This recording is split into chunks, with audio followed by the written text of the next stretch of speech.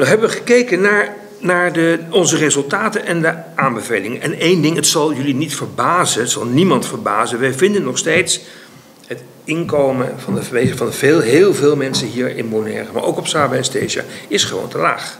Dat bestaansminimum, dat sociaal minimum is gewoon onvoldoende. Er zijn nu mooie rapporten gekomen. Meneer Todé heeft daar ook over geschreven met zijn commissie. Belangrijk, maar we moeten er nu wel echt voor zorgen dat wat hij heeft geadviseerd, dat dat ook echt gaat gebeuren nu. Want we moeten nu echt die stap maken. Als we dat niet doen, dan worden we weer teruggeworpen in de tijd en dan gaat het weer heel lang duren.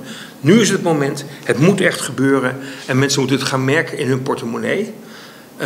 Dat was één ding. Het echte, harde, zou ik zeggen, de harde dollars die we moeten hebben om een ander leven te kunnen leiden.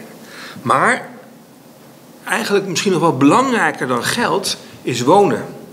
En we horen eigenlijk van iedereen, of je nou een ouder bent, of je bent nog een jongen of een meisje van een jaar of 20 dat graag op een kamer wil gaan wonen. Studenten die hier zijn die graag zelfstandig willen wonen.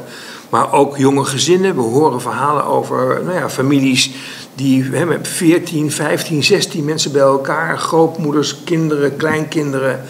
Niet omdat ze dat zo heel graag willen, maar omdat er gewoon een probleem is rondom het kunnen betalen van een woning. Dus dat is eigenlijk misschien nog wel het allerbelangrijkste probleem dat moet worden aangepakt. Zorgen dat mensen betaalbare huizen krijgen. Dat zeiden we al in 2019. En dat zeggen we nog steeds en weer en opnieuw. En al die 20 mensen vanmorgen hier aan tafel zeiden eigenlijk allemaal nummer 1, huisvesting is het allerbelangrijkste. Dat moeten we gaan regelen, dat moet echt veel beter. Er moet gebouwd worden, sociale woningen, de huren mogen niet krankzinnig zijn. En er kwam ook wel bij, en waar gaan we dan bouwen en hoe zorgen we ervoor dat het eiland ook wel leefbaar blijft. Nou, dat is een heel belangrijk punt, ook in het rapport wat wij gemaakt hebben en die eerdere rapporten die hier op tafel liggen.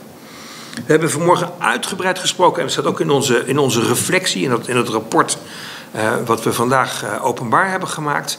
En dat is eigenlijk dat werk en onderwijs, daar draait het echt om.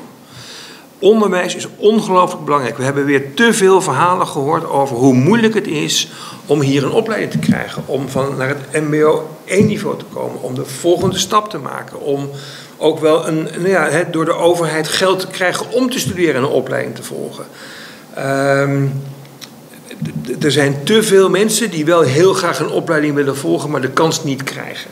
En we hebben weer, ik ga ze niet allemaal uitspitten nu hier, maar we hebben toch wel weer voorbeelden gehoord waarvan ik denk, mensen hebben bijvoorbeeld iemand die een klasseassistent is, die wil heel graag onderwijzer worden of docent op een basisschool, moet daar een opleiding voor volgen, maar moet overdag werken, en moet dan naar de opleiding en heeft eigenlijk geen tijd om te studeren. Het doet er dus heel erg lang over en er zijn ook geen mogelijkheden om gefinancierd te worden.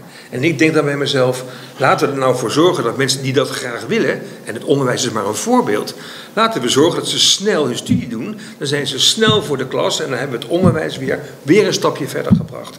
Dus er zit ook wel echt versnelling in. We praten er al heel lang over, ik als ombudsman al 4, 5 jaar, maar het moet echt sneller en het kan ook sneller. We hebben daar goede voorbeelden van gehoord vanmorgen.